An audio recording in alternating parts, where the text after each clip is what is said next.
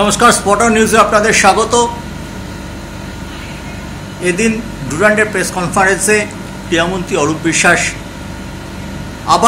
বারবার বলেছেন যে সন্তোষ ট্রফি এবং রঞ্জি ট্রফির ফলাফলে তিনি হতাশ। আইএফএ এবং সিএবি দুটো সংস্থাকেই তিনি বলেছেন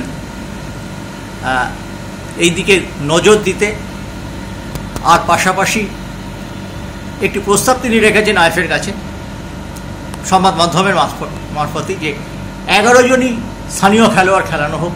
ভূমিপুত্র এবার যে 4 জন খেলানো হচ্ছে, 7 জনের যে রেজিস্ট্রেশন আছেন, তিনি চাইছেন যে কলকাতা লিগে কলকাতার ছেলেরাই খেলুক, বঙ্গ সন্তানরাই খেলুক। আপনাদের এরকম একটা চিন্তা ভাবনা ধরেই আপনারাও এগোচ্ছিলেন, কি বলবেন এটা নিয়ে? সন্তোষ ট্রফির জন্য আমরা চিন্তা ভাবনা অলরেডি শুরু করেছি এবং একটা গুছিয়ে কাজ করার দিকে আমরা এগোচ্ছি।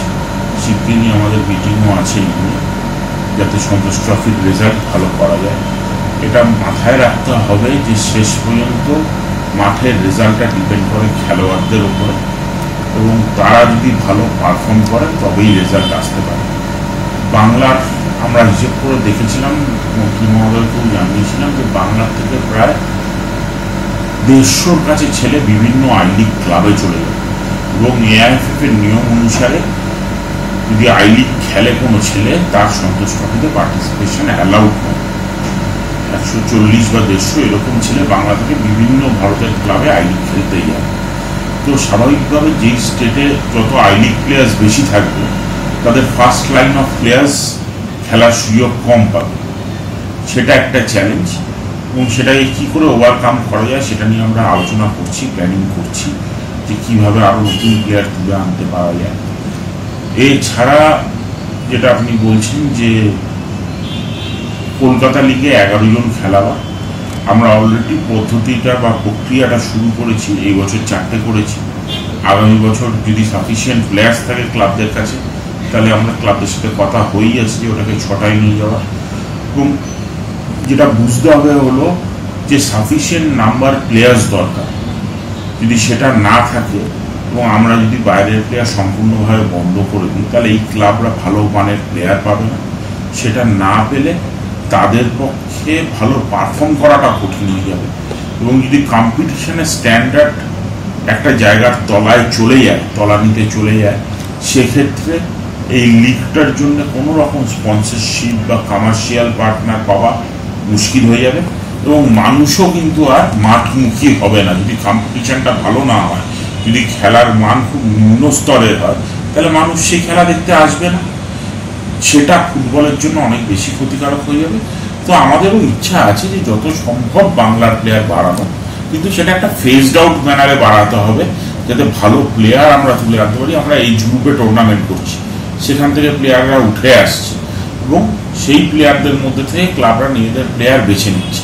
আশা করছি ইমিডিয়েট না হলেও কিছুদিনে আস্তে আস্তে আমরা এই জায়গাটা হয়তো অ্যাচিভ করতে পারবো। কিন্তু আমাদের মাথায় রাখতে হবে যে আইএফএ তো একটা স্বয়ংশাসিত সংস্থা, এবং সম্পূর্ণভাবে নিজেদের জোগাড় করা অর্থ করে দিয়ে আইএফএকে চলতে হয়। যদি লিগটা খুব ডিল্যাপিটেটেড হয়ে যায়, যদি লিগের স্ট্যান্ডার্ড খুব নিচে নেমে যায়, সেক্ষেত্রে কোনো স্পন্সর, কোনো কমার্শিয়াল পার্টনার আইএফএর পাশে দাঁড়াবে না, এবং তাতে বাংলার ফুটবলের একটা অপূরণীয় ক্ষতি হবে। কারণ টাকা পয়সা ছাড়া এই মাপের লিগ, যেখানে এত ম্যাচ হয়, সেই লিগ চালানো সম্ভব নয়। এই যে নার্সারি ডিভিশন থেকে ফার্স্ট ডিভিশন অবধি, প্রিমিয়ারটা আমি বাদ দিয়ে বলছি, প্রিমিয়ারটা কিন্তু আমাদের রেভিনিউ আন্ডার। এই প্রত্যেকটা ডিভিশন ডিপেন্ড করে থাকে আপনার প্রিমিয়ারের উপরে। এই প্রিমিয়ারের যে স্পন্সর আসবে, যে লিগের এটা আসবে, তার উপরে সেই রোজগার থেকে বাকি লিগগুলো চলবে। বাকি এই যে এত ছেলে মেয়ের খেলার সুযোগ, এই সম্পূর্ণটা নষ্ট হয়ে যাবে যদি আমরা দুম করে কোনো কিছু চেঞ্জ করতে যাই। এই যে ধরুন, মানুষ আগের বার অনেকে বলেছিল যে কেন টিভিতে দেখানো হচ্ছে না, এই বছর আমরা বুঝিয়ে 24 ঘন্টাকে রাজি করে নিয়ে এসেছি। সেটা এসেছে কারণ খেলার একটা মান রয়েছে। এই মানটা যদি খুব নিচে নেমে যায়, তাহলে কোনো টিভি খেলা দেখাবে না, মানুষ মাঠে খেলা দেখতে আসবে না। তাতে বাংলার ফুটবলের অনেক বেশি ক্ষতি হবে এবং খেলাটা পিছিয়ে পড়বে। আমি ওনার সাথে একমত যে 11 জনই খেলা উচিত, কিন্তু তার জন্য আমাদের দেখতে হবে যে এই যে 26খানা টিম খেলছে, সেই 26খানা টিমে 11 জন করে বাঙালি খেলতে হলে যত সংখ্যক প্লেয়ার দরকার তত সংখ্যক কোয়ালিটি প্লেয়ার আমাদের কাছে আছে।